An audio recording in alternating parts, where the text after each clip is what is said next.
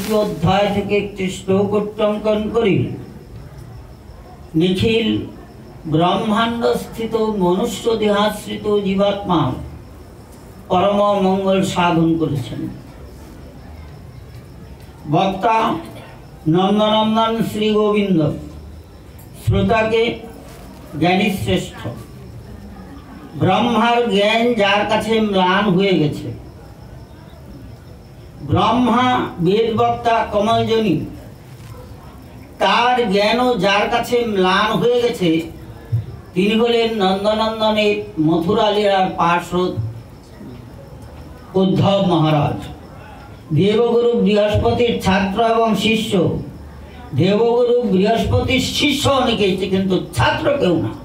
ছাত্র একমাত্র উদ্ধবজি মহারাজ। শিষ্য অনেকেই, কিন্তু ছাত্র কেউ না। একমাত্র উদ্ধব হলেন ছাত্র।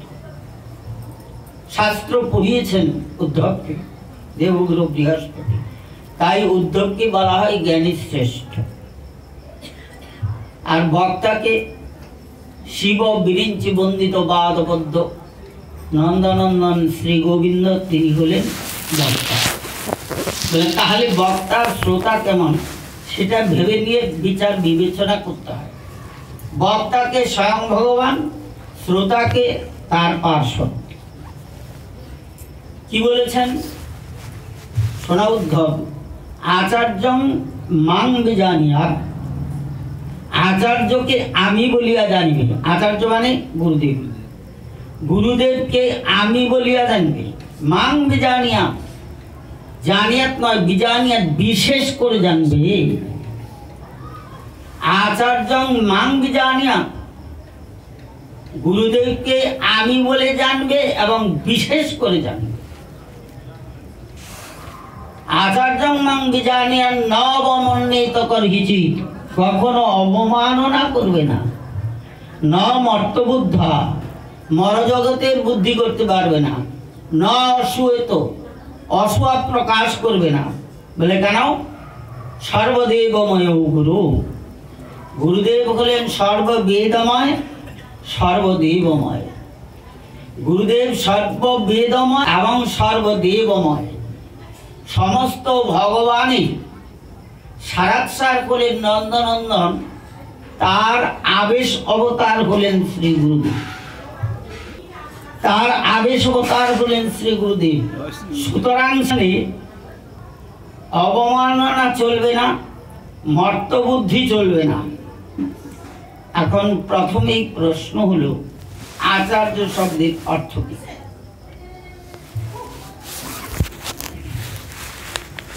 আচার্য শব্দের অর্থ কি?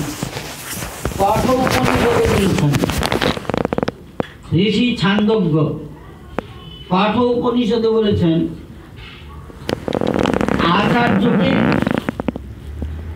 আচার্য শব্দের অর্থ কি?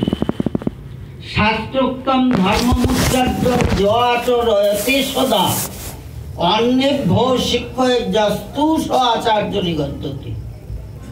যিনি শাস্ত্রোক্ত ধর্ম নিজে আচরণ করেন এবং অপরকে আচরণ করাতে যত্নবান থাকেন। আচরণ করান না, কিন্তু আচরণ তো স্কুলের মাস্টারের ব্যাগ নিয়ে বসে শিক্ষাতে। অপরকে শাস্ত্র জ্ঞান এবং শাস্ত্রীয় ভজন সাধন শিক্ষা দিতে যিনি যত্নবান থাকেন, তিনি হলেন আচার্য। তিনি হলেন আচার্য। নিত্যানন্দ প্রভু, আরে তোদের পায়ে ধরি মুখে বল গৌর হরি। আরে তোদের পায়ে ধরি মুখে বল গৌর হরি। তার কোন দরকার ছিল পায়ে ধরার? কি প্রয়োজনটা ছিল? তিনি হলেন আচার্য। একাধারে ভগবান আর একাধারে আচার্য। শাস্ত্রোক্তম ধর্মমুচ্চার্যং আচরয়তে সদা অন্যেভ্য শিক্ষয়স্তু স আচার্য নিগদ্যতে। এলো উদ্ধবের কাছে বলেছেন। বলে উদ্ধবের কাছে শ্রীকৃষ্ণ যে কথাটি বলেছেন, সেই কথাটির মধ্যে জ্ঞানের ভাব আছে। এবং জ্ঞানের ভাব নয়, শুধু জ্ঞানের পরিপূর্ণতা রয়েছে। এখানে কিন্তু ভক্তির কোনো স্থান নেই, এখানে জ্ঞানের স্থান। উদ্ধব হলেন জ্ঞানী ভক্ত, আর প্রেমী ভক্তকে নন্দনন্দনের প্রেমী ভক্ত শ্রীধাম বৃন্দাবনীলায় সুদামা বিপ্র। সুদামা বিপ্রের কাছেও আচার্যের কথা নিবেদন করেছে। সবই সৎকর্মং সাক্ষ্যা দ্বিজাতে রিহ সম্ভব আদ্যহঙ্গ যত্রাশ্রমিনাং যথাহং জ্ঞান দৌগুরু। শোনো সুদামা, একটা কথা জেনে রেখো, জগতে 3 প্রকারের গুরুদেব আছেন। 3 প্রকারের গুরু: আদিগুরু, মধ্যগুরু, অন্তগুরু। আদিগুরুকে পিতামাতা শ্রুতিশাস্ত্রে বলেছেন, ছান্দোগ্য উপনিষদে বলেছেন, যদ্গর্ভে যাতে লোকে যস্মিন স্নেহেন লালিত। যার গর্ভে জন্মগ্রহণ করেছি, যার স্নেহে লালিত পালিত হয়েছি, সেই পিতা মাতা হলেন আদিগুরু। মধ্যগুরুকে যিনি কাছে অনুশীলন করেছি, পড়াশোনা করেছি, বিদ্যাভ্যাস করেছি, বিদ্যার্জন করেছি, যার কৃপায়, যার নিকট, তিনি হলেন মধ্যগুরু। আর অন্তগুরুকে প্রেমদাতা যিনি, তিনি হলেন অন্তগুরু। অর্থাৎ দীক্ষাদাতা গুরু যিনি, তিনি হলেন অন্তগুরু। ঠিক তার পরবর্তী শ্লোকে সুদামাকে বলেছেন, সুদামা শোনো, নাহম ইজ্জা প্রজাতিভ্যং তপসোপশমেনো বা তুষ্যং সর্বভূতাত্মা গুরু শুশ্রূষয়া যথা। শ্রীমদ্ ভাগবত দশম স্কন্ধের 82 অধ্যায়, 80 অধ্যায়। সেখানে বলেছেন, শোনো সুদামা, আমার কাছে জগতে সব থেকে প্রিয় কে জানো? জগতে সব থেকে প্রিয় আমার কাছে কে জানো? ব্রহ্মচারী আমার কাছে তত প্রিয় নয়, গার্হস্থী আমার কাছে তত প্রিয় নয়, বানপ্রস্থী আমার কাছে তত প্রিয় নয়, সন্ন্যাসী আমার কাছে তত প্রিয় নয়। যত প্রিয় যিনি অকপটে নিষ্কপটে শ্রী গুরু সভায় ব্রতী আছেন, তিনি আমার কাছে সব থেকে প্রিয়। অকপটে নিষ্কপটে গুরু সভায় ব্রতী আছেন, তার একটা বজরা লাগিয়ে রেখেছে। অকপটে নিষ্কপটে করতে হবে, অকপটে নিষ্কপটে গুরু সেবা করতে হবে। এখন শিষ্য যদি গুরুদেবকে 5টা টাকা প্রণাম দিয়ে মনে করে, বলে আমি 5টা টাকা দিয়ে গুরুদেবকে উদ্ধার করলাম, গুরুদেবের বোধহয় অভাব আছে, সে অভাবটা মোচন করে দিলাম, হয়ে গেল হরি হরি, হয়ে গেল হরি হরি, আর কিছু রইল না, সব শেষ।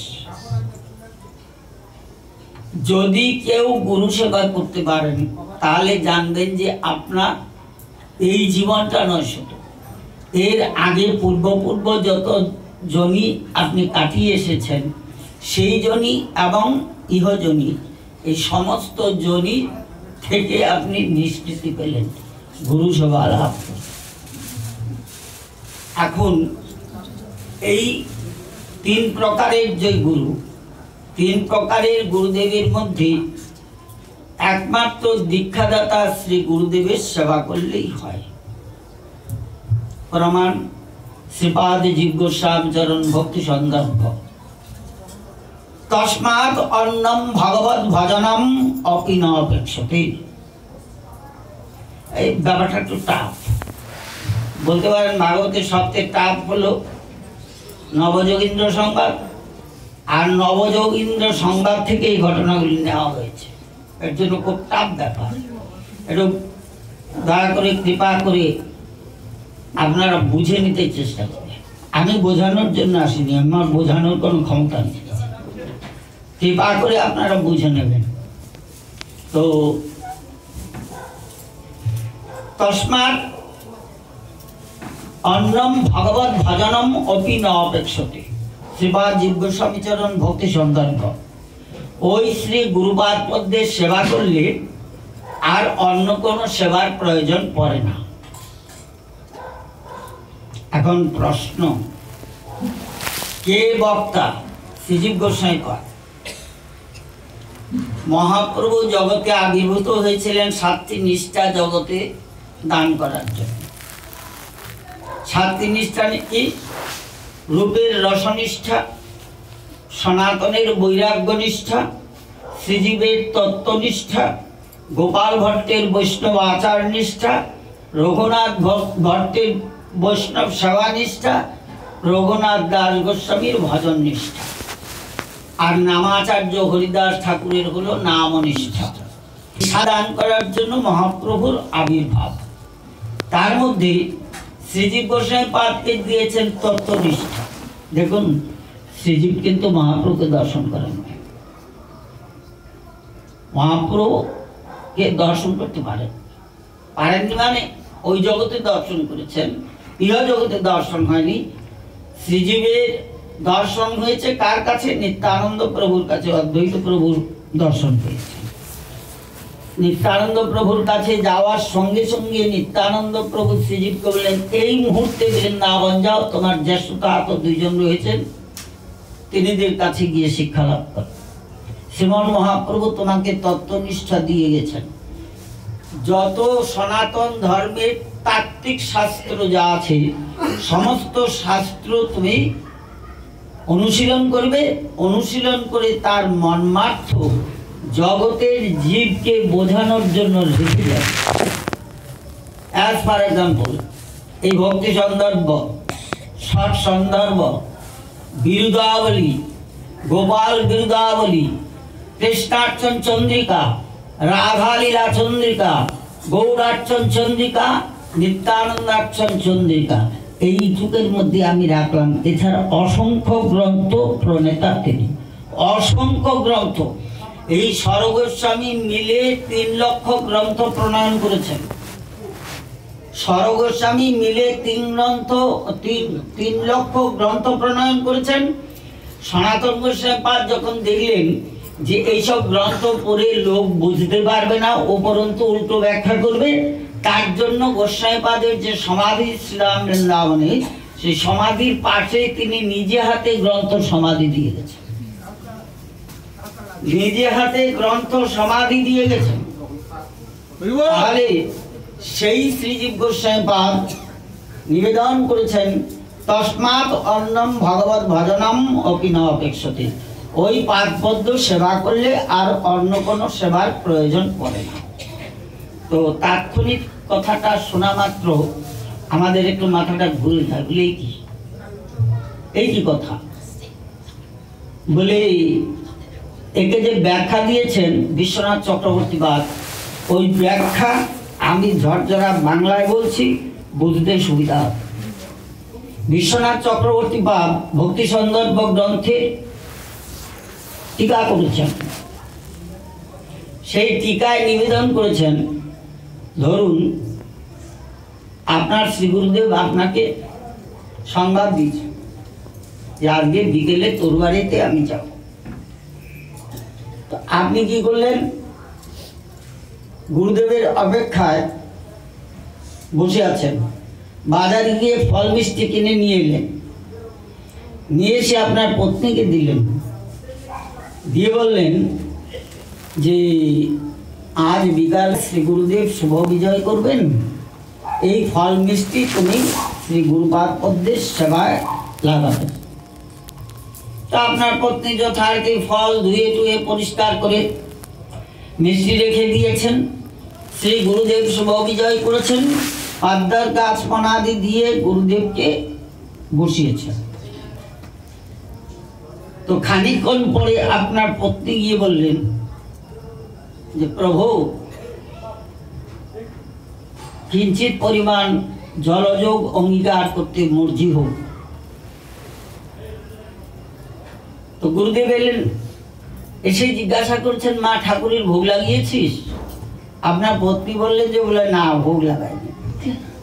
শীঘ্র নিয়ে যা ঠাকুরের কাছে, শীঘ্র ঠাকুরের কাছে নিয়ে যা। সেইখানে গুরুদেব নিজে গিয়ে গৌরে নিবেদন করে সেই অধরামৃত পরমিষ্ঠি গুরুদেব, পরাৎপর গুরুদেব, পরম গুরুদেবকে সমর্পণ করে তিনি আপনার পত্নীকে বললেন এবার নিয়ে যা।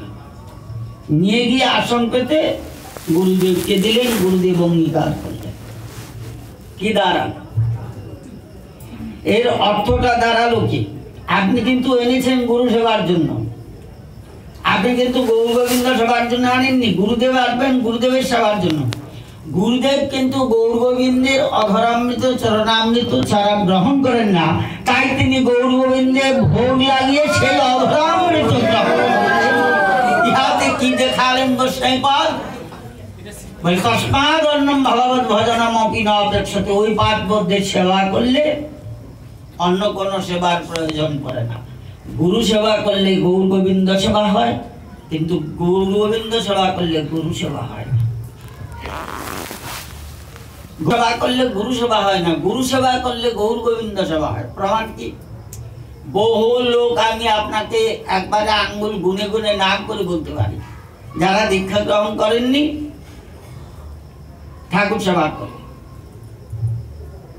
সেই ঠাকুর সেবা কি হতে পারে কখনো?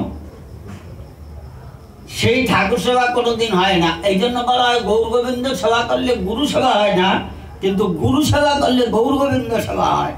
ঠাকুরের বসে রেখে সুন্দর করে ঠাকুর সেবা করতে সাজাচ্ছে বোঝাচ্ছে কত রকম করে। আমার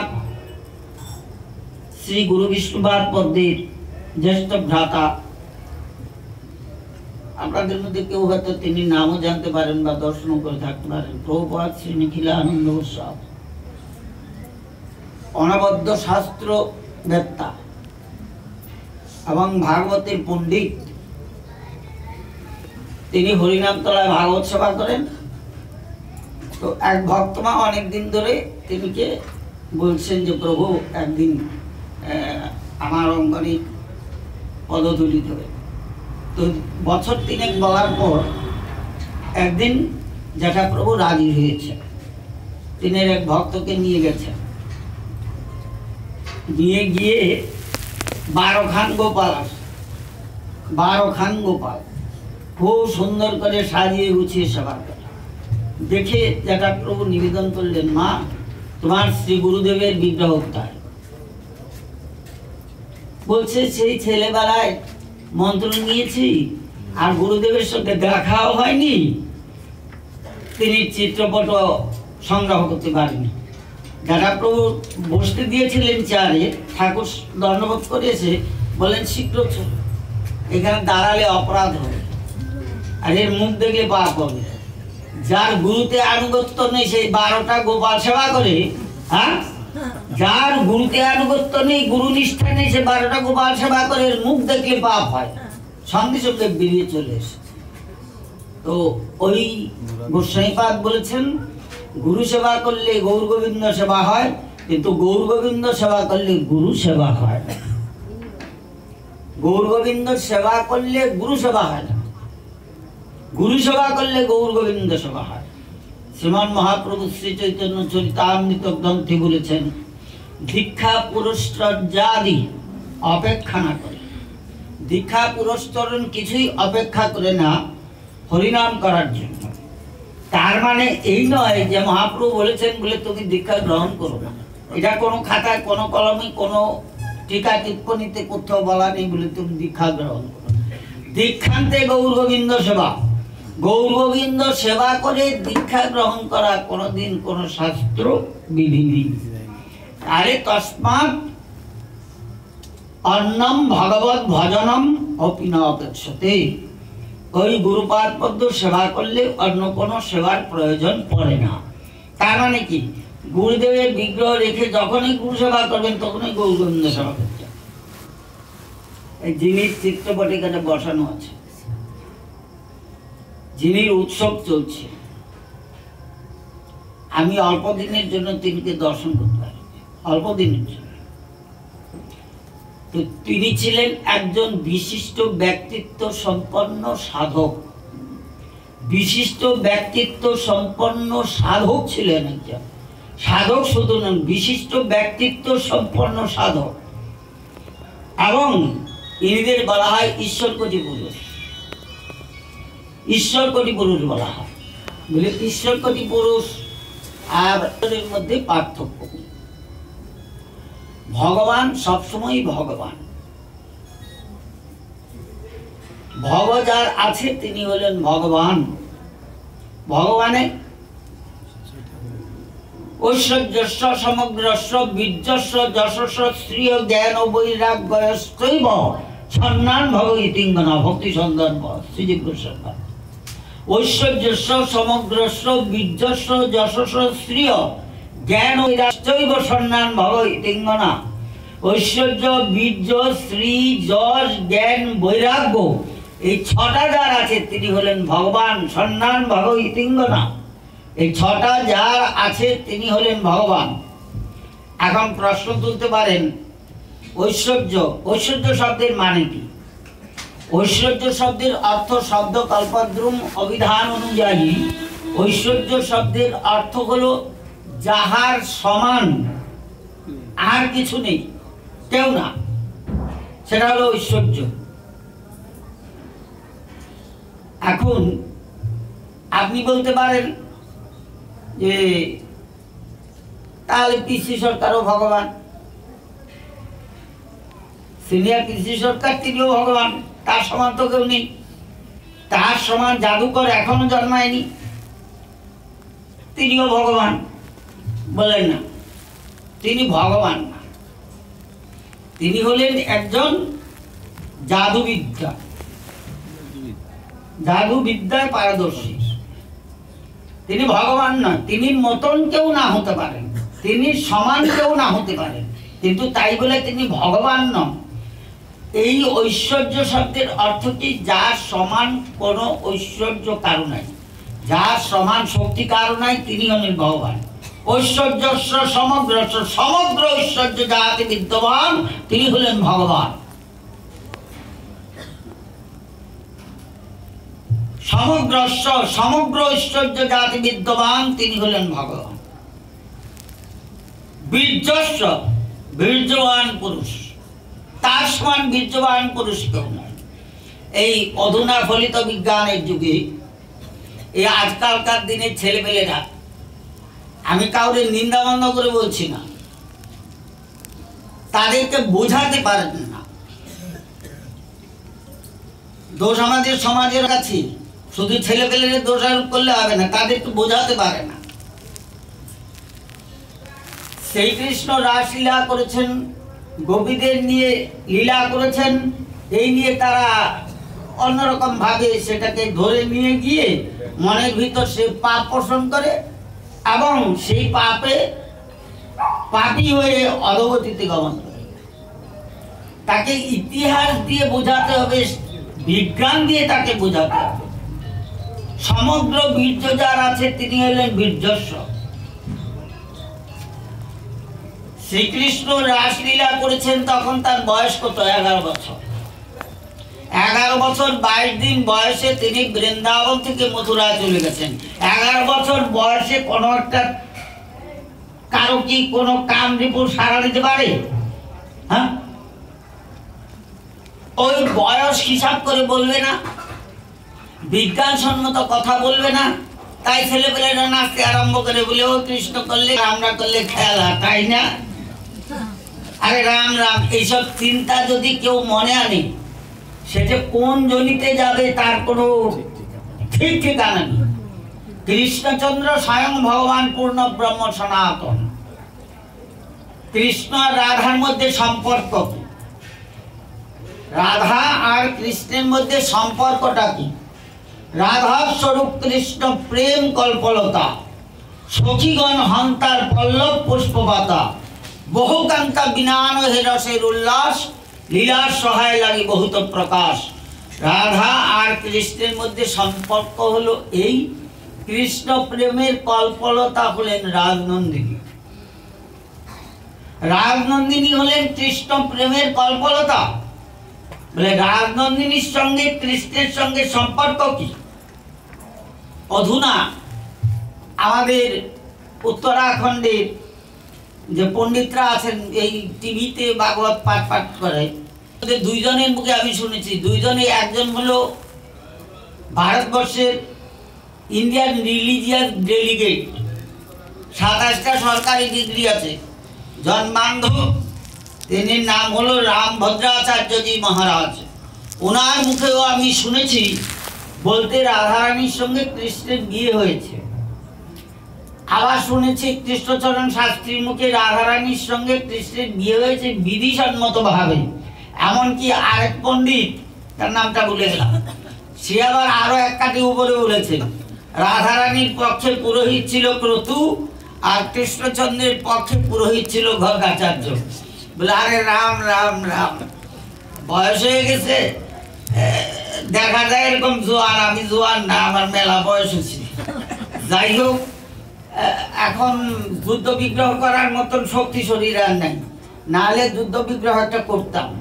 বলে কোন শাস্ত্রে আছে? বলে গর্গ সংহিতায় আছে। বলে গর্গ সংহিতা না পড়ে কি বৈষ্ণব দর্শন ডিগ্রিটা লাভ করছি নাকি? হ্যাঁ, বৈষ্ণব দর্শন তীর্থ ডিগ্রিটা কি সরকার আমার এমনি দিচ্ছে? হ্যাঁ, আমি গর্গ সংহিতা পড়ি নাই, পুরাণের ডিগ্রিটা কি এমনি দিয়েছে নাকি? গর্গ সংহিতা না পড়ে এসছি। তো ওই সমস্ত আলফাল কথা, মুখরোচক কথা যারা বলে তাদের কথায় কোনোদিন কান দিতে নেই। শাস্ত্র কি বলেছেন সেটা শুনুন। রাধারানীর সঙ্গে সম্পর্ক কৃষ্ণের কি সম্পর্ক? কৃষ্ণ পূর্ণ শক্তিমান, রাধারানী হলেন পূর্ণ শক্তি। রাধা পূর্ণ শক্তি, কৃষ্ণ পূর্ণ শক্তিমান, দুই তত্ত্বে ভেদ নাই, শাস্ত্র প্রমাণ। চরিতামৃত শ্রীমন মহাপ্রভুর বাক্য সনাতন শিক্ষা, একটা বড় প্রমাণ কিছু হতে পারে। তো যাই হোক, এই তিন প্রকারের গুরু সম্বন্ধে বিশ্বনাথ চক্রবর্তীপাদ টিকা করেছেন। বিশ্বনাথ চক্রবর্তীপাদ টিকা করে বুঝিয়েছেন, আত্মজ্ঞান প্রদর্শ গুরুর অত্যন্তম পূজ্যতম বক্তুম পুরুষস্য ত্রিং গুরু নাহ। এই তিন প্রকারের গুরুদেবের মধ্যে আত্মজ্ঞান প্রদাতা যে দীক্ষা গুরু, তিনি হলেন সর্বশ্রেষ্ঠ।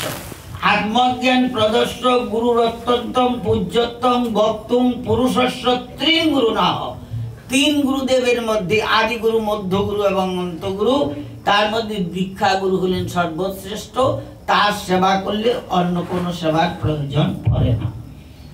এখন প্রশ্ন হলো, দীক্ষা গুরু কি কোনোদিন শিখিয়ে দেন নাকি? বলে মা বাবারে খেতে দিবি না?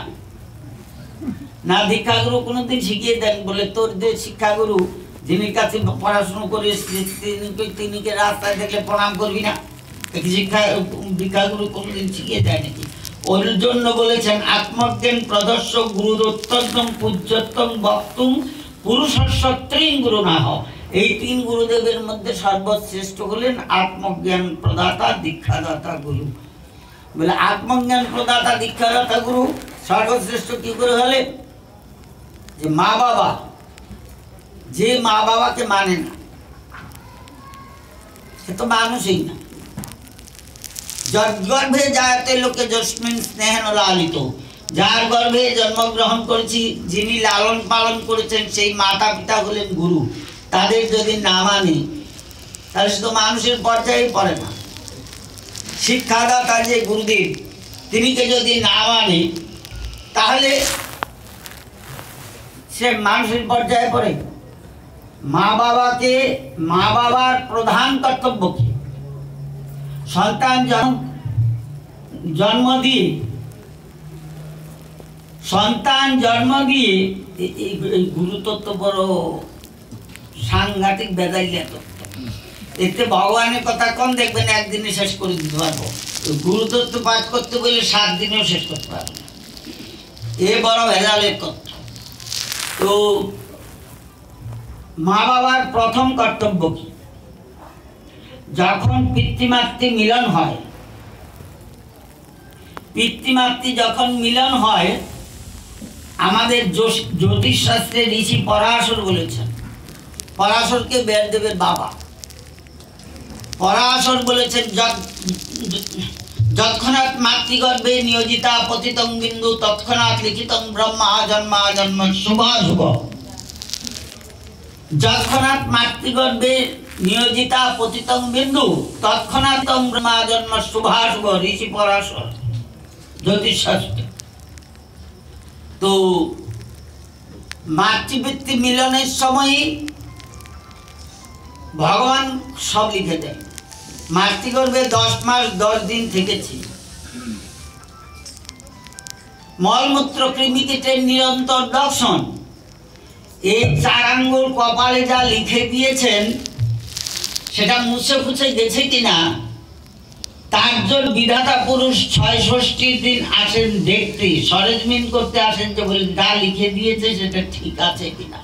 যার জন্য ৬৬ দিন একটা ঘিত প্রদীপ জ্বালিয়ে ঘর বসিয়ে সেখানে বসে হরিনাম করতে হয়। আর একটু অন্তত সংস্কৃত ভাগবত পড়তে না পারেন, বাংলা ভাগবত একটু, সেই শিশুটির মঙ্গল হয়। কটা বাড়িতে হয়? ৬৬ তো নার্সিংহোম হাসপাতালে কেটে যায়, নার্সিংহোম হাসপাতালে কেটে যায়। তো আমরা শাস্ত্র নিয়ম অনুযায়ী চলি না, তার জন্য আমাদের কপালের দুঃখ। আর নানান জায়গায় ঘুরি তো ওই বিচার দেয় মা বাবারা, বলে আমার ছেলে খেতে দেয় না, মা বলে আমার ছেলে খেতে দেয় না, বলে খেতে দেয় না ভালো করে, ভালো করে খেতে দেয় না। ওই রোমা ওর মুখের দিকে তাকিয়ে দেখা, আপনার কর্তব্য পালন করেছিলেন? কর্তব্য পালন করেছিলেন কি? বলে করছি না। ঘুমুত খাইছে, মানুষ করছি, লেখাপড়া শিখাইছি, চাকরি দেওয়ার ব্যবস্থা করেছি, সবকিছু করেছি, বলে আসল কর্তব্যটা করছেন কি, করেছেন কি? বলে আসল কর্তব্যটা কি? ভক্তরাজ প্রহ্লাদ শ্রীমদ্ ভাগবতের 7ম স্কন্ধের 6ষ্ঠ অধ্যায়ের 1ম শ্লোক, কৌমার আচরিত প্রাজ্ঞ ধর্মান ভাগবতানিহ দুর্লভং মানসং জন্ম তদ্ধ্রুবমর্থদম যথা হি পুরুষস্যেহ বিষ্ণুবাদোপসৎপরম যদেশ সর্বভূতানাং ক্রিয়াগ্নেশ্বরৌ সুরিত সুখময়ী ইন্দ্রিয়কং দৈত্যা দেহ যোগেন দেহিনাম সর্বত্র লভ্যতে দৈবাদ যথা দুঃখমযত্নত তৎপ্রয়াসো ন কর্তব্যা যত আয়ু বয়ঃপরম ন তথা বিন্দতে ক্ষেমং মুকুন্দ চরণারবিন্দম। অরবিন্দ নাম পদারবিন্দ শ্রী গৌর গোবিন্দ পাদপদ্ম ভজনের কথা কি ছেলেবেলায় বলেছিলেন একবার ছেলেকে মেয়েকে? বলেছিলেন? বলে না প্রভু বলিনি। বলে তখন কি বলেছেন? বলে শিক্ষিত পড়তে মাস্টারমশাই আসবে, দিদিমণি আসবে, পড়া না পারলে ভুগবে, স্কুলে গেলে তাড়িয়ে দেবে, এইসব সব শিক্ষা দিয়েছেন। আসল কথা কি, এই মাতৃগর্ভে শিশুটাকে রক্ষা করেছে কেউ ছিল? রক্ষাকর্তা কেউ ছিলেন? একমাত্র শ্রী ভগবান ছাড়া দ্বিতীয় কেউ ছিলেন না। আজকে আমাদের হেরিকেনের চিমনিতে যদি একটু লাগে তাহলে বানর লাগাই, কত কি লাগাই। আর মাতৃগর্ভে শিশুটা একটা অসহায় অবস্থায় পড়েছিল, সেখানে তাকে কে রক্ষা করেছিল? আমাদের স্টমাকে যে পরিমাণ হিট আছে, তাপ আছে, সেই হিট ব্রহ্মাণ্ডে আজও পর্যন্ত তৈরি করতে পারেনি বৈজ্ঞানিকরা। সেই হিটের পাশে, তাপের পাশে একটা বাচ্চা শিশু অসহায় অবস্থায় পড়েছিল। বলতো তাকে কে রক্ষা করেছিলেন? মা? কখনোই না। দেখেন না গর্ভবতী মায়েরা কি করে, খাইতে পারে না কিছু, তখন খানিক শস্যটা খেয়া লয়, খানিক টক ডালটা খেয়া লইল। সেই শিশুটার যে কি অবস্থায়, শস্যটা টক ডাল আর টক খাইলে শিশুর যে কি অবস্থা হয়, মা কি তখন চিন্তা করেন? চিন্তা করেন না। জীব ভালো আলসে তখন তিনি খেয়ে ফেলেন। তাহলে এমন একজন আছেন যিনি সেই মাতৃগর্ভে শিশুকে পর্যন্ত রক্ষা করতে পারেন বা করেছেন, এবং বৃদ্ধ অবস্থায়ও তাকে রক্ষা করেন। তিনি হলেন নন্দনন্দন শ্রী গোবিন্দ শ্রীমন মহাপ্রভু। তিনি ছাড়া কেউ নেই। তাহলে গুরুদেবকে যিনি অকপটে নিষ্কপটে সেবা করেন, তার প্রতি সব থেকে বেশি আমি সন্তুষ্ট কারো প্রতি। কারো প্রতি মানে 4টে আশ্রম আছে, 4টে আশ্রমে কোনো আশ্রমের প্রতি নয়। ব্রহ্মচর্য, গার্হস্থ, বানপ্রস্থ, সন্ন্যাস, 4 আশ্রমে কারোর প্রতি এত প্রিয় নয়। যিনি গুরু সভায় ব্রতী আছেন তিনি হলেন সব থেকে প্রিয়। এইবারই তো সব আমার উপর চটে যাবে। আসল কথা কইতে গেলে, শাস্ত্র কথা কইতে গেলে সব চটে যাবে। গুরুদেব, গুরু শব্দের অর্থ কি? গু মানে অন্ধকার আর রু মানে তেজ। যিনি অন্ধকার থেকে তেজের আলো দর্শন করাতে পারেন তিনি হলেন শ্রী গুরুদেব। যিনি অন্ধকার থেকে নিয়ে তেজের আলো দেখিয়ে দিতে পারেন তিনি হলেন শ্রী গুরুদেব। গুরুদেব ভাবেন উপনিষদ বলেছেন, ভাগবত বলেছেন, আমার কথা, আমার কেউ কিছু করতে পারবে না, রাস্তায় ধরে আমরা পিটিতে পারবেন না, কারণ আমার মুখের কথা নয়, আমার বানানো কথা নয়। ভাগবত বলেছেন, উপনিষদ বলেছেন। ভাগবত কি বলেছেন? ভাগবত পরিষ্কার ভাষায় বলেছেন, নবযোগীন্দ্র সংবাদে পরিষ্কার ভাষায় বলেছেন, তস্মাৎ একেন মনসা ভগবান সত্যতাং পতি শ্রোতব্য কীর্তিতব্যস্ত ধ্যায় পূজ্যস্ত নিত্যস। এ যেমন বলা আছে তেমন বলা আছে, তস্মাৎ গুরুং প্রপদ্যেত জিজ্ঞাসুশ্রয়মুত্তমম সাধ্যে পরেচ নিষ্ণাত ব্রহ্মণ্যোপসমাশ্রয়ম। তস্মাৎ গুরুং প্রপদ্যেত,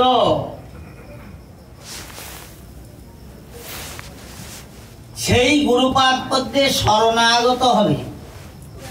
এ হলো ভক্তির প্রথম শ্লোকটার প্রথম চরণ ভক্তির লক্ষণ, দ্বিতীয় চরণ হলো গুরুদেবের লক্ষণ। ভক্ত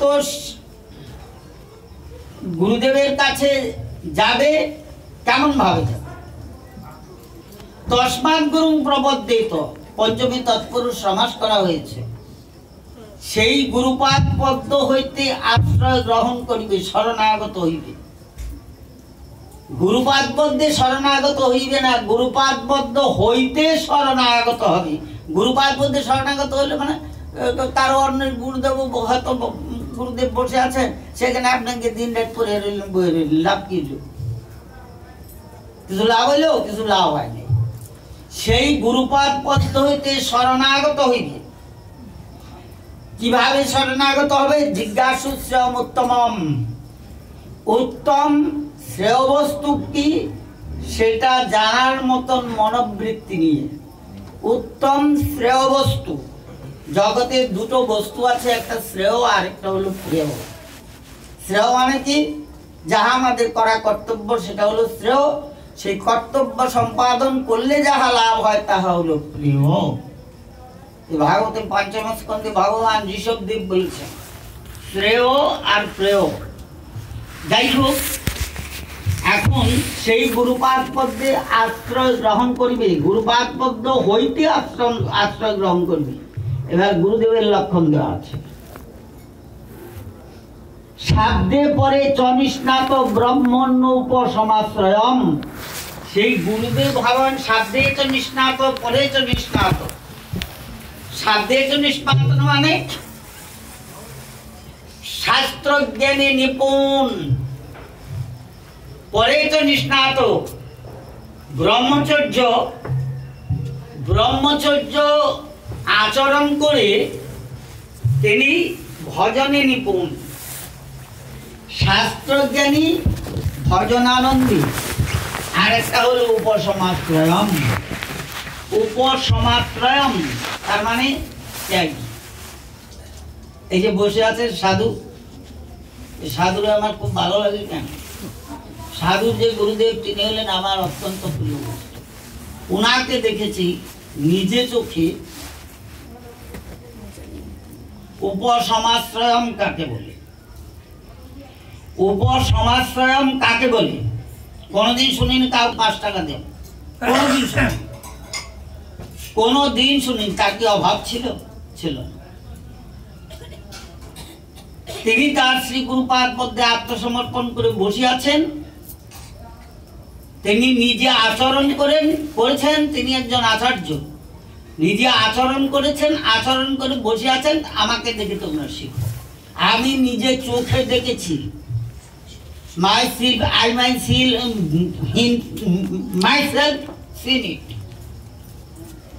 সিদ্ধান্ত নবদ্বীপ বন্ধু সুন্দরের আশ্রম, সেখানে অষ্টকালীয় লীলা কীর্তন হচ্ছে। অষ্টধাম লীলা কীর্তন ভোরবেলা থেকে আরম্ভ হয়েছে। ওই তিনি নিত্য কৃত্যাদি সম্পন্ন করে আহ্নিক করে শ্রীরামের মালার ঝোলা নিয়ে আসনে বসেছেন। আর পরের দিন সকালবেলা উঠেছেন। পরের দিন সকালবেলা উঠেছেন। আমি কিন্তু এখানে ওই আশ্রমে, আমি ওই আশ্রমে পাঠ করি, এই অষ্টধাম লীলা কীর্তনের আগে পাঠ করেছি। আমাকে মহানন্দা বললেন কি যে প্রভু একটু অনুষ্ঠানটা সম্পন্ন করে দিলে খুব ভালো হয়। আমি তো দেয়ার মালিক নই, আমি আপনি বলেছেন থাকবো। আমি নিজে চোখে দেখেছি 24 ঘন্টা এক আসনে বসে আছেন, খাওয়াও নেই, নেওয়াও নেই, গ্রহণও নেই, বর্জনও নেই। বলে আচার্য শাস্ত্রজ্ঞানী ভজনশীল উপসমাশ্রয়ম নিবৃত্তি মার্গাশ্রয়ী। এইটা যদি কইতে যাই তাহলে তো সবাই আমার ধরিয়া রাস্তা বেতাইব, বেদ দিয়া পিটাইব, যত গোসাইরা আছে সব বেদ পারবো আমারে। বলে কেন তোমার আমার এইসব বলার দরকার কি? ভাগবতে আছে, ওইটা লুকানো আছে, এটা লুকানো হইতে হবে, এটা আবার বাই করতে গেছো কেন? উপসমাশ্রয়ম, গুরুদেব হবেন নিবৃত্তি মার্গাশ্রয়ী, অর্থাৎ গুরুদেব হবেন নির্লোভী। গুরুদেবের লোভ থাকতে পারবে না। গুরুদেবের লোভ একটাই থাকবে, গৌর গোবিন্দ পাদ, এছাড়া আর দ্বিতীয় কোথাও লোভ থাকবে না। তিনি হলেন গুরুদেব, শাস্ত্রজ্ঞানী, ভজনশীল এবং ত্যাগী। এইবার আসুন উপনিষদ কি বলেছেন। তদ্বিজ্ঞানার্থং স্বগুরুমেব অভিগচ্ছেদ সমিৎপানি শ্রৌত্রিয়ং ব্রহ্মনিষ্ঠম। বৃহদারণ্যক উপনিষদ। তদ্বিজ্ঞানার্থং স্বগুরুমেব অভিগচ্ছেদ সমিৎপানি শ্রৌত্রিয়ং ব্রহ্মনিষ্ঠম। সেই বিজ্ঞান লাভ করিবার জন্য গুরুপাদ পদ্মে গমন করবে, যিনি শ্রৌত্রিয়ং শাস্ত্রজ্ঞানী ব্রহ্মনিষ্ঠম ভজনানন্দী। বলে তাহলে ভাগবত বাক্য আর উপনিষদ বাক্য এক হয়ে গেল। তো উপনিষদ বলে স্বগুরু করছে, সেই বিজ্ঞান লাভের জন্য শিষ্য গুরুপাদ পদ্মে গমন করবে। বলে বিজ্ঞান শব্দের অর্থ কি? বিজ্ঞান শব্দকে যদি ডেরিভেশন করা যায় তাহলে তার মানে দাঁড়ায় বিপূর্বক জ্ঞান ধাতু প্লাস অনট প্রত্যয় করলে হয় বিজ্ঞান। যে জ্ঞান লাভ করলে তার কাছে সমস্ত জ্ঞান ম্লান হয়ে যায়, সেই জ্ঞানের নাম হলো বিজ্ঞান। এটা কি বিজ্ঞান নাকি? ওই বাতি চলছে এটা কি বিজ্ঞান নাকি? টিভি চলছে কি বিজ্ঞান নাকি? ফ্রিজ চলছে কি বিজ্ঞান নাকি? কম্পিউটার চলছে কি বিজ্ঞান নাকি? বিজ্ঞানের দান। এটা হলো বিজ্ঞানের দান, বাট নট সায়েন্স। বিজ্ঞান নয়। বিজ্ঞান কাকে বলে? যে জ্ঞান লাভ করলে তার কাছে সব জ্ঞান ম্লান হয়ে যায়, সেই জ্ঞান হলো বিজ্ঞান। সেই বিজ্ঞান লাভের জন্য তদ্বিজ্ঞানার্থম স্বগুরুমেব অভিগচ্ছেদ, সে গুরুপাদ পদ্মে গমন করবে শিষ্য। গুরুদেব কেমন হবেন? শ্রৌত্রিয়ং ব্রহ্মনিষ্ঠম, শাস্ত্রজ্ঞানী এবং ভজনশীল। এবার আপনার মিলিয়ে নেবেন, আমি কাউরে কিছু ভাঙাইয়া বলতে চাই না, মিলিয়ে নেবেন যে গুরু শব্দের অর্থ কি, গুরুদেব কে, কে শ্রী গুরুদেব, গুরুদেব হওয়ার যোগ্য কে। একটা দৃষ্টান্ত দিচ্ছি এখানে। দৃষ্টান্তটা কি? ওই হাওড়া স্টেশনে যাবেন, গিয়ে দেখবেন কত টিকিয়াপাড়া ওই কার ট্রেনে কত বগি দাঁড়িয়ে আছে, হাজার হাজার ট্রেন দাঁড়িয়ে আছে, একটা কিন্তু চলে না। চলে কখন? ওইখান থেকে ইঞ্জিনের সঙ্গে পয়েন্টস করে যে হাওড়া স্টেশনে যে নাম্বারে ট্রেনটা দেবে, প্ল্যাটফর্ম নাম্বারে, সেইখানে ট্রেনটাকে ওই ইঞ্জিনটা কিন্তু ট্রেনে নিয়ে আসে। ইঞ্জিন যদি না লাগানো হয় বগি চলতে পারে না, আর ইঞ্জিন যদি ভাঙ্গা হয় তাহলেও বগি ট্রেনে নিয়ে আসতে পারবে না। তাই ইঞ্জিন হলেন শ্রী গুরুদেব, বগি হলেন শিষ্য। শিষ্য কখনো চলতে পারে না গুরুদেবের আশ্রয় ছাড়া। আর গুরুদেব যদি ভাঙ্গা ইঞ্জিন হয় তাহলে গুরুদেবও কখনো শিষ্যকে নিয়ে গাড়ি চালাতে পারবে না। তো প্রভুপাদ শ্রী বিজয় কৃষ্ণ গোস্বামী, আমার বাবার ঠাকুর দাদা বিজয় কৃষ্ণ গোস্বামী প্রভু, তিনি ওই পুরীতে নরেন্দ্র সরোবরের উত্তর পারে তিনি আশ্রম। এই জায়গাটা কিন্তু মহাপ্রভু ওইখানে বসে নিত্য বিকালে পাঠ শুনতেন। ওইখানে পঞ্চবটী আছে, তার তলায় আসন চিহ্নিত করা আছে এখন, কোন জায়গায় মহাপ্রভু বসতেন, নিত্যানন্দ প্রভু বসতেন, অদ্বৈত প্রভু বসতেন, শ্রীবাস পণ্ডিত, গদাধর পণ্ডিত কোথায় বসতেন, হরিদাস ঠাকুর কোথায় বসতেন, সব জায়গা ইন্ডিকেট করা আছে। তো বিজয় কৃষ্ণ গোস্বামী প্রভুর সুযোগ্য শিষ্য কুলদানন্দ ব্রহ্মচারী, কুলদানন্দ ব্রহ্মচারী একদিন বাজার করতে, প্রভু বলেছেন বাজার করে নিয়ে লক্ষ্মী বাজার করতে গেছেন। বাজার করে আসার পথে দেখেন কি এত বড় একটা ব্যাঙ, সেই ব্যাঙটাকে সহস্র সহস্র পোকা আক্রমণ করেছে, সহস্র সহস্র পোকা আক্রমণ করেছে। এখন ব্যাঙের এই দুরবস্থা দেখে সাধুরা হলেন কি, মহাপ্রভুর বাক্য নামের হচ্ছে জীবে দয়া বৈষ্ণব সেবন, ইহা বইয়ার ধর্ম নাই শোনো সনাতন।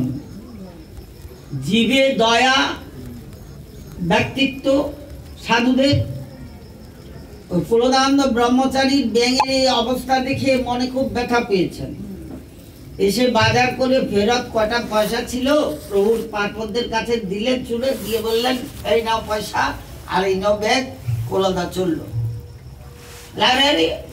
কি তোর কি হয়েছে, কি অসুবিধা কি হয়েছে? কুলদা চললো বলে চলে যাচ্ছিস, কি হয়েছে সেটা বলবি তো? বলে প্রভু তোমার মতন একজন শক্তিধর মহাপুরুষ পুরীতে থাকতে। বলে কি কার কষ্ট হয়েছে? বলে এত বড় একটা ব্যাঙ, হাজার হাজার পোকা ব্যাঙটাকে আক্রমণ করছে, সে নড়তে পারছে। আচ্ছা ঠিক আছে। ডাকলেন ভক্তবৃন্দকে, ডেকে শ্রীকল খোল করতাল নিয়ে ওই ব্যাঙটার চারপাশে ঘুরে ঘুরে নাম করছেন। নাম করতে করতে হঠাৎ প্রভু গিয়ে লাফ দিয়ে ওই ব্যাঙের উপরে পড়েছেন। আর যেই না ব্যাঙের উপরে প্রভুর চরণ স্পর্শ হলো, সঙ্গে সঙ্গে ব্যাঙ পঞ্চত্ব লাভ করে এই পোকা আর ব্যাঙ শুদ্ধ চতুর্ভুজ রূপ ধারণ করে সব বৈকুণ্ঠে চলে যাচ্ছে। আর প্রভু বলছেন আরে কুলদা দেখ দেখ দেখ দেখ দেখ দেখ কি হচ্ছে। কুলদানন্দ ব্রহ্মচারী বললেন ব্যাপারটা কি আমি বুঝলাম না। বলে যে ব্যাঙটা এটা ছিল পূর্বজন্মে অযোগ্য গুরু, শাস্ত্র জ্ঞানহীন, ভজনহীন, ত্যাগহীন গুরু ছিল। আর পোকাগুলি হলো সব শিষ্য। শিষ্য গুরু ব্যাঙ হয়ে জন্মিয়েছে, আর শিষ্য পোকা হয়ে জন্মে গুরুকে নিরন্তর উৎপাত করছে। তো দীক্ষা আমরা সবাই দেই, দীক্ষা দেওয়ার আগে একটু বুঝে নেওয়া দরকার। বলে 10 টাকা 5 টাকা 50 টাকা 100 টাকার জন্য যে দীক্ষা দিয়ে বেড়াচ্ছি, পরবর্তীকালে যে ওরকম ব্যাঙ হতে হবে আর শিষ্য বেটারা পোকা হয়ে গিয়ে কামড়াবে, সেই অবস্থাটা মনে রেখে তারপরে দীক্ষা দেওয়ার প্রয়োজন। সেই অবস্থাটা মনে রেখে তারপরে দীক্ষা দেওয়া প্রয়োজন। তাহলে গুরুদেব কেমন হবেন? শাস্ত্রজ্ঞানী, ভজনশীল এবং নিবৃত্তি মার্গাশ্রয়ী। এই তিনটি হলো গুরুদেবের লক্ষণ। এবার শিষ্যের লক্ষণ কইলে শিষ্য তুলতে দৌড় দেবে, শিষ্যের লক্ষণ কইলে এবার শিষ্য তুলতে দৌড় দেবে। শিষ্য মনে করেছে গুরুদেবের থেকে একটা যেমন তো দীক্ষা নিয়েছি, এইবার বাড়িতে বসে ব্যবসা বাতি করি বা চাকরি বাকরি করি, যা মনে তা করি। গুরুদেব তো আর দেখতে আসেন নাই কি করতেছি আর না করতেছি আমি। আগে গুরুদেব যে অন্তর্যামী, গুরুদেব যে অন্তর্যামী সেটা তো আর আমরা জানি না। গুরুদেব যে সব জানেন সে তো আর আমরা জানি না। তো একবার শ্রীরাম নবদ্বীপে ললিতা সখী তিনি গুরু করেন নাই, শিষ্য করেন। মহারাজের শ্রীচরণাশ্রিত এক ভক্ত বালিগঞ্জে বাড়ি করছে। তো সেখানে বারবার করে বলছে যে সখীমাকে একটু আনার জন্য। সখীমা তো বেরোন না, নবদ্বীপের 6-7 বিঘা জমির বাইরে বেরোন না, গুরুদেবের আদেশ আছে। আমি কি করে আনবেন? সখীমাকে এত বিরক্ত করছে। তারপর বলছেন শোন, তোর বাড়িটা কোথায় আমি বলবো, বালিগঞ্জে অমুক জায়গায় অমুক রাস্তার উপরে বাড়ি, ও তোর বাড়ির পূব দিকের ঘরটার মধ্যে 4টে জানালা আছে, পশ্চিম দিকের ঘরে 2টা জানালা আছে, এসব কইতে আরম্ভ করছেন। তখন বেটা দণ্ডবোধ করে বলে কি, যেতে হবে না, আমার হয়ে গেছে, যেতে হবে না। তাহলে গুরুদেব অন্তর্যামী, মহাত্মারা অন্তর্যামী, সাধুরা হলেন অন্তর্যামী। সাধু শব্দের অর্থ কি? সাধ্যতে হয় না মিত্যর্থে সাধনম। যে শক্তি লাভ করলে সাধু অর্জন করা হয় তাকে বলা হয় সাধু। সাধু যে শক্তি অর্জন করে সাধন করতে পারেন, সেই শক্তিটা হলো, শক্তিটা যিনি অর্জন করেছেন তিনি হলেন সাধু। সাধ্যতে হয় নাম ইত্যর্থে সাধনম। আর সাধ্য বস্তুকে লাভ করার জন্য যে পন্থা অবলম্বন করার তার নাম হলো সাধন, তার নাম হলো সাধন। পদ্মপুরাণ পাতালখণ্ড বলেছেন, সাধুগুরু কৃপা যুক্তা হরিভক্তি পুমর্থদা তেনার্থ প্রার্থতে ভক্তি গুরু বৈষ্ণব অবলম্বিনী। ভক্তি মহারানী হলেন শ্রী গুরুদেব এবং বৈষ্ণবকে অবলম্বন করে ভক্তি মহারানী কৃপা করেন। ভক্তি মহারানী আসেনি গুরু বৈষ্ণবের দ্বারদেশ দিয়ে।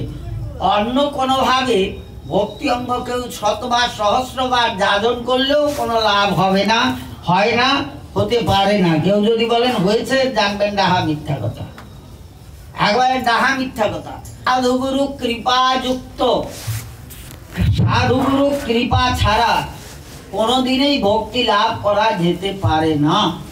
ভক্তিরসামৃত সিন্ধু গ্রন্থে পূজ্যপাদ শ্রী রূপ গোস্বামী চরণ ভক্তির যে সর্বৈগুণ্য লক্ষণ দিয়েছেন, সেখানে কি বলেছেন? ক্লেশ অগ্নি শুভদা মোক্ষ লঘুতাকৃত সুদুর্লভা সান্দ্রানন্দ বিশেষ আত্মা শ্রীকৃষ্ণ আকর্ষণী চর্ষা। যার ভক্তি মহারানীর কৃপা হয়েছে, যার প্রতি, যিনি ভক্তি মহারানীর কৃপা লাভ করেছেন, তার কোনো ক্লেশ থাকে না, দুঃখ থাকে না। ক্লেশ অগ্নি, ন মানে হত্যা করা, আর ঘি স্ত্রীলিঙ্গ। ভক্তি মহারানী নিত্য স্ত্রীলিঙ্গ শব্দ, তার জন্য ক্লেশ অগ্নি না হয়ে ক্লেশ অগ্নি হয়েছে। ক্লেশ অগ্নি শুভদা, সর্ব প্রকারে শুভদান করেন। মোক্ষ লঘুতাকৃত, মোক্ষকে পর্যন্ত লঘু করে নিয়ে আসেন। তাহলে কি ক্ষমতা ভক্তি! মোক্ষকে পর্যন্ত লঘু করে নিয়ে আসেন। মোক্ষ লঘুতাকৃত সুদুর্লভা। এতক্ষণ বেশ ভালো ছিল, এইবারে একটু সর্বনাশটা হয়েছে। সর্বনাশ না, শারীরপনাশ হয়ে গেছে। বলে সুদুর্লভা, সুদুর্লভ, দুর্লভ নয় শুধু, আবার আগে একটা উপসর্গ লাগিয়েছে, সুদুর্লভা সান্দ্রানন্দ বিশেষ আত্মা। ভক্তি মহারানী কৃপা যিনি লাভ করেছেন, তিনি সদা আনন্দে থাকেন। এটা হলো ভক্তির বিশেষ গুণ। শ্রীকৃষ্ণ আকর্ষণী চষা, ভক্তি মহারানী কৃষ্ণকে আকর্ষণ করে তার ভক্তের কাছে নিয়ে আসে। ভক্তকে গোবিন্দের কাছে যেতে হয় না, গোবিন্দ ভক্তের কাছে আসেন। প্রমাণ কি? প্রমাণ কি? শ্রীকৃষ্ণ দৌত্য করতে গিয়েছেন যুধিষ্ঠির মহারাজের কাছে, দুর্যোধন দৌত্য করতে গিয়েছেন। সেইখানে নন্দনন্দন মধ্যাহ্নে কি পাবেন তার ব্যবস্থা হয়েছে। চব্যচস্র লেজ্জ কিছু বাটিতে, সোনার থালা গ্লাস বাটিতে সব সাজিয়ে রেখেছে। হঠাৎ কৃষ্ণচন্দ্র বলে উঠছেন দুর্যোধনকে, বলে আমার বড় ক্ষুধা পেয়েছে, আমার এখন দিতে হবে। বলে তোমার সেবার তোমার খাওয়ার ব্যবস্থা তো এখানে করা আছে সব। বলে না না না না, আমার জায়গা আছে। কোথায় গেলেন? বেছে বেছে বের করলেন বিদুরের বাড়ি। আরে রাম রাম, বিদুরের বাড়ি গিয়ে খুঁজে বের করলেন যে বেটা ওই যুধিষ্ঠির এবং পাণ্ডু তাদের সমসম্পত্তির অংশীদার।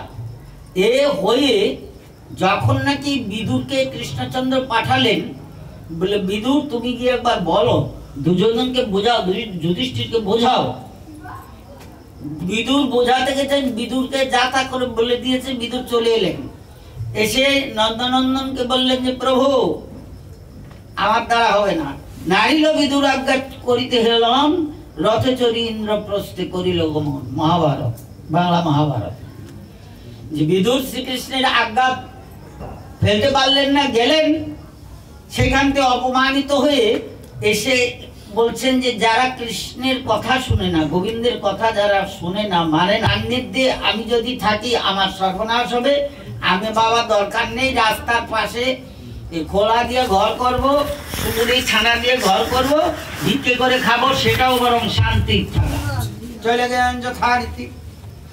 এবার নন্দনন্দ দুর্যোধনের বাড়ি থেকে বেরিয়ে এসে বিদুরের ঘরের দ্বারদেশে পেট বাজাচ্ছেন আর বলছেন বিদুর বিদুর বিদুর, বিদুর বিদুর করে চিৎকার করছেন। কই বিদুর তো বাড়ি নেই, বিক্রয় করতে গেছেন।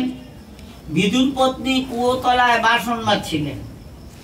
সেইখান থেকে গোবিন্দকে দর্শন করে কিভাবে আসবেন, অর্ধেক কাপড় পরা আছে, অর্ধেক কাপড় লুটোচ্ছে মাটিতে। কোথায় বসতে দেবেন, বসতে দেওয়ার তো কোনো জায়গা নেই, উর্দেশে বসতে দিয়েছেন। গোবিন্দ বলছেন খিদায় প্রাণ যায়। দেখছেন উপরে একটা কলা কান্দি ঝোলানো আছে, সেটা নামিয়েছেন, নামিয়ে কলা ছুলছেন আর কলার শস্যটাকে বাইরে ঢিল মেরে ফেলে দিচ্ছেন, কলার খোসাটা গোবিন্দের মুখে পুড়ে দিচ্ছেন। গোবিন্দ প্রেমানন্দে সেই কলার খোসা ভক্ষণ করছেন। এবার শাস্ত্রকারগণ এবং বাদীপক্ষগণ প্রশ্ন তুলেছেন, আরে বিদুর পত্নী নাই প্রেমে ভুলে গেছেন, তিনি দিয়েছেন কলার খোসা শস্য ফেলে দিয়ে, কিন্তু বিদুর তো বলেন না। কৃষ্ণচন্দ্র তো আর ভুলে যাননি, তিনি কি করে কলার খোসা খাচ্ছেন? তার সিদ্ধান্ত করেছেন চৈতন্য ভাগবত গ্রন্থে।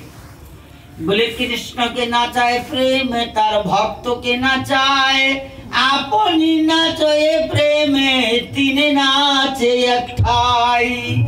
আগে কৃষ্ণকে নাচায়, তারপরে তার ভক্তকে নাচায়। ভক্ত আর কৃষ্ণের নৃত্য দর্শন করে প্রেম ঠিক না থাকতে পেরে, সুস্থ না থাকতে পেরে প্রেম নিজেও নাচতে আরম্ভ করে। বলে তাহলে ভগবান কোথায় গিয়েছেন? দুর্যোধনের বাড়ি ত্যাগ করে বিদুরের ঘরে গিয়ে তিনি গ্রহণ করেছেন। এই হলো শ্রীকৃষ্ণ আকর্ষণী চষা। বিদুরের ভক্তি, বিদুরের প্রেম, বিদুর পত্নীর প্রেম ভক্তি কৃষ্ণকে টেনে দুর্যোধনের আলয় থেকে বিদুরের বাড়িতে পৌঁছে দিয়েছেন। এটা হলো ভক্তি সর্বৈগুণ লক্ষণের মধ্যে সর্বশ্রেষ্ঠ লক্ষণ, শ্রীকৃষ্ণ আকর্ষণী চষা। তার পরবর্তী শ্লোকে আবার বলেছেন গোস্বামী বাবা, জ্ঞান তো সুলভা মুক্তি, ভক্তির যজ্ঞাদি পুণ্যত, সেবং সাধন সহস্র, হরিভক্তি সুদুর্লভা। জ্ঞান তো সুলভা মুক্তি, জ্ঞান মার্গ যাজন করলে সুলভে মুক্তি লাভ হয়। ভক্তির যজ্ঞাদি পুণ্যত, যজ্ঞাদি পুণ্যকর্ম করলে ভক্তি লাভ হয়। সেবং সাধন সহস্র, ইত্যাদি প্রকারের সাধন সহস্র সহস্র বার ধরিয়া করিলেও হরিভক্তি সুদুর্লভ, হরিভক্তি সুদুর্লভ। এক সু লাগিয়েছে, ওইখানে এক সু আছে, ওইখানে আবার আরেক সু আছে, এক উপসর্গ আছে। হরিভক্তি সুদুর্লভ বলে হরি যদি সুদুর্লভ, তাহলে আমাদের এইসব করে লাভটা কি?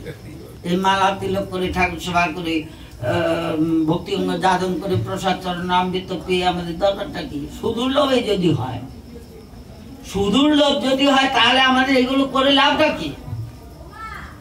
জীব গোস্বামী চরণ বলছেন বলে না না না, ভয় পেও না, তোমরা ভয় পেও না। বলে কি ভয় পেও না? বলে তাহলে কি কি বলতে চাইছেন? বলে আস্তে আস্তে লাভ হবে।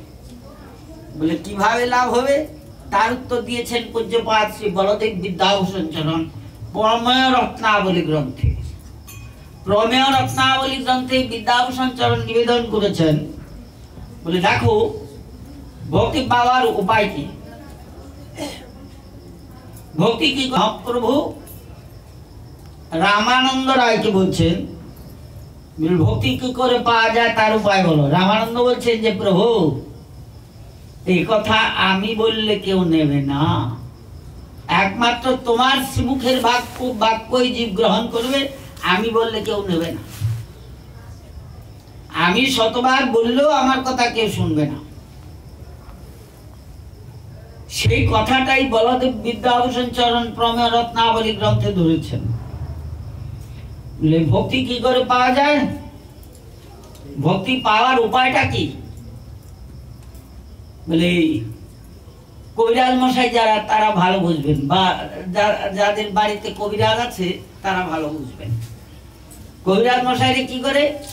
বড়ি তৈরি করে, লক্ষ্মী বিলাস বটিকা, স্বর্ণপটপটি, জ্বর সিন্ধু বটিকা, এসব সব বটিকা ইয়ে করে, তৈরি করে এ আবার ভাবনা দেয়। ভাবনা দেয়, কোনোটা ছাগলের দুধে ভাবনা দেয়, কোনোটা বড় কেলেন্ডলার ভাবনা দেয়, কোনোটা বা আবার ঘৃতকুমারীতে ভাবনা দেয়। সে বটিটা নিয়ে ভাবনা দেয়। ভাবনা দিয়ে, ভাবনা দেওয়া মানে কি, ওটা রোদের মধ্যে, কড়া রোদের মধ্যে সেই দুধে চুবিয়ে, বড় ক্যালেন্ডুলাতে চুবিয়ে, তারপরে ঘৃতকুমারতে চুবিয়ে 10 মিনিট রোদে রেখে দেয়, আবার 5 মিনিট ঠান্ডায় রাখে, আবার 10 মিনিট রোদে, 15 মিনিট রোদে রাখে, আবার 10 মিনিট ঠান্ডায় রাখে। একে বলে ভাবনা দেওয়া, একে বলে ভাবনা দেওয়া। তাই মহাপ্রভু বলছেন, বলে কৃষ্ণ ভক্তি রস ভাবিতামতি প্রিয়তাং যদি কুত্রাপি লভ্যতে তত্র লৌল্যমপি মূল্যমেকলং জন্ম সুকৃতৈর্নম লভ্যতে। কোটি জন্মের সুকৃতিতে ভক্তি লাভ হয় না। কৃষ্ণ ভক্তি রস ভাবিতামতি, ভক্তির স্বরূপটা কি? কৃষ্ণ ভক্তিতে ভাবনা দেওয়া, কৃষ্ণ ভক্তি রসে ভাবনা দেওয়া। কৃষ্ণ ভক্তি রস ভাবিতামতি, এটা জ্ঞান ভাবিতামতি নয়, যোগ ভাবিতামতি নয়, কর্ম ভাবিতার মতি নয়। এটা কি? প্রেমে ইয়ে দেওয়া, ভাবনা দেওয়া। কৃষ্ণ ভক্তি রস ভাবিতামতি প্রিয়তান, কিনে ফেলো, কিনে ফেলো, তাড়াতাড়ি কিনে ফেলো। বলে পাবো কোথায়? বলে তাড়াতাড়ি কিনে ফেলো। বলে পাবোটা কোথায়? যদি কুত্রাপি লভ্যতে, যদি কখনো কোথাও পাও, তত্র লৌল্যমপি মূল্যমেকলং জন্ম কোটি সুকৃতৈর্ন লভ্যতে। কোটি জন্মের সুকৃতিতে ভক্তি লাভ হয় না। ভক্তি লাভের একমাত্র উপায় হলো, ভক্তির যারা মহাজন আছেন তাদের চরণ তলায় গিয়ে পড়ে থাকতে হবে। একটা ভিআইপি সুইটস আছে না, ভিআইপি সুইটস, ওর পাশ দিয়ে গেলে ভালো ভালো মিষ্টি দেখা যায়, বেশ বড় বড় সাইজের। সুগারের রোগী বেটা যদি হেঁটে যায়, তার নোলায় তো যাইজ দেয়, খাওয়ার উপায় নেই, খাওয়ার উপায় নেই, খেলেই সুগার বাড়বে। হ্যাঁ, বলে তাহলে যিনিরা নাকি কৃষ্ণ ভক্তির মহাজন, ওই রকম শো দিয়ে, শোকেসের মধ্যে কৃষ্ণ ভক্তিকে রেখে দিয়ে মহাজন বসে আছেন। বলে সেই ভক্তিটা কেমন? বলে সন্দেশ বানিয়েছেন, ভক্তিরূপী সন্দেশ। কৃষ্ণচন্দ্র ভক্তিরূপী সন্দেশ তৈরি করেছেন। বলে সেই সন্দেশটা তৈরি করেছেন কোথায়? যেমন এই ভিআইপি সুইটসের মালিক দুধ এনেছে কোথা থেকে? নতুন বাজার থেকে। চিনি এনেছে বড় বাজার কোন মহাজনের দোকান থেকে। এনে ছানা করে, ক্ষীর করে, চিনি দিয়ে সেটাকে বৈঠা দিয়ে নাড়তে নাড়তে যখন পাক উঠেছে, তখন সেটাকে তুলে কোনোটা আতার ছাঁচে বা কোনোটা আমের ছাঁচে দিয়ে তৈরি করে ট্রে করে সরিয়েছে।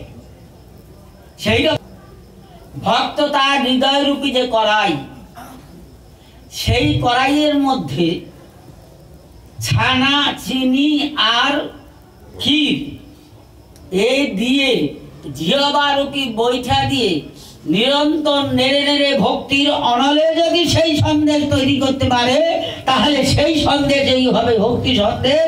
নানা পন্থা বিদ্যতে হয় না। আর দ্বিতীয় কোনো রাস্তা নেই, আর দ্বিতীয় কোনো রাস্তা নেই। বলে তাহলে কৃষ্ণ ভক্তি রস ভাবিতামতি ক্রিয়তাং যদি কুত্রাপি লভ্যতে, কোথায় পাওয়া যাবে? ওই ভিআইপি সুইটসে পাওয়া যাবে। ক্রিয়তাং যদি কুত্রাপি লভ্যতে তত্র লৌল্যমেব মূল্যমেকলং জন্ম কোটি সুকৃতৈর্ন লভ্যতে। যেমন সন্দেশ কিনতে গেলে তার দাম লাগবে, পয়সা ছাড়া পাওয়া যাবে না, হবে না, সেই রকম ভক্তি সন্দেশ কিনতে গেলে তার মূল্য কি? তত্র লৌল্যমপি মূল্যমে কলম, একমাত্র লালসা মূল্যই হলো তার মূল্য, আর দ্বিতীয় কোনো মূল্য নেই। তত্র লৌল্যমপি মূল্যমে কলম জন্ম কোটি সুকৃত লভ্যতে, কোটি জন্মের সুকৃতিতে ভক্তি সন্দেশ ক্রয় করা যায় না। বলে তাহলে ভক্তি সন্দেশ ক্রয় করতে হলে সেইখানে যেতে হবে। বলে কিরকম? কোনখানে? ওই ভিআইপি সুইটসের মতন জায়গায় যেতে হবে যেখানে মহাজন বসে আছে। ওই ভিআইপি সুইটসের দোকানে একদিন তার মহাজন এসছে। তিনি মহাজন, সুধী ময়দার মহাজন আর দুধের মহাজন এসছে টাকা নিতে। তখন সেই মহাজন বলছে কি, আমাকে 10 টাকা সন্দেশ দাও তো। মালিক তাকিয়ে আছে, কি আপনার দোকানের ছানা, আপনার দোকানের দুধ, আপনার দোকানের ক্ষীর সব কিছু দিয়ে, চিনি দিয়ে আমরা এই বৈঠা দিয়ে নেড়ে সন্দেশ বানালাম, আপনি আমার কাছে সন্দেশ কিনতে এসছেন? বলে দেখো ভাই, আমার কাছে ছানা আছে, চিনি আছে, ক্ষীর আছে, ময়দা আছে, সুজি আছে, সব আছে, কিন্তু আমার কাছে সন্দেশ তো নাই। সেই সন্দেশের জন্য আমি তোমার কাছে এসেছি। তুমি হলে ভক্তির মহাজন, সেই ভক্তির মহাজনের কাছে গিয়ে আমাদের লুটোপুটি খেতে হবে চরণে। সেই লুটোপুটি যদি খেতে পারি তাহলে একমাত্র ভক্তি লাভ হবে, না পন্থা বিদ্যুতে হয় না, আর দ্বিতীয় কোনো রাস্তা নেই। দেখেন না কলকাতায় এইবার চূড়ামণি যোগ আছে। চূড়ামণি যোগে বা এমনিও গঙ্গা স্নান থাকলে আহিরটোলার ঘাটে স্নান করতে যান অনেকে, বিশিষ্ট ঘরের মায়েরা স্নান কি করে, রাস্তার দুই পাশে ছেঁড়া ন্যাংরা ভাঙ্গা থালা ভাঙ্গা বাটি নিয়ে বসে থাকে সব ভিখিরিরা। আর ভিখিরিরা কি করে? ভিখিরিরা রাস্তা দিয়ে যখন মায়েরা যান বা বাবুরা যান তখন চিৎকার করে, বাবু একটা পয়সা দিন, 2 পয়সা দিন, মা 2 পয়সা দাও বলে চিৎকার করে। বাবু কিন্তু দিতে বাধ্য নন, মাও দিতে বাধ্য নন। যে যত ভালো ভিখারি সাজতে পারবে, প্রকৃত ভিখারির সাজে সজ্জিত হতে পারবে, বাবু তখন দয়ার্দ্র চিত্ত বিশিষ্ট হয়ে পকেটে হাত দিয়ে 2 পয়সা তার ওই ছেঁড়া নেগড়ায় বা ভাঙ্গা তালায় ফেলে দেন। সেই রকম যারা গৌর গোবিন্দ পদাশ্রয় করেছেন, বলে কিরকম, 64 মহন্ত আর গোপাল বারো, এদের সঙ্গে সম্বন্ধ করো। 64 মহন্ত আর গোপাল বারো, এদের সঙ্গে করো। যদি গৌরপতি পেতে চাও এদের সঙ্গে সম্বন্ধ করো। যদি গৌরপতি পেতে চাও, গৌরকে যদি প্রীতির প্রতিরূপে পেতে চাও, তাহলে 64 মহন্ত আর গোপাল বারো এদের সঙ্গে সম্বন্ধ করো। আর 64 মহন্ত গোপাল বারো আপনাকে কই খুঁজে পাবো? তিনিদের আনুগত্যে যারা ভজন করে তাদের শ্রীচরণ আশ্রয় করে ভক্তি লাভ করা যেতে পারে। আমি এখানে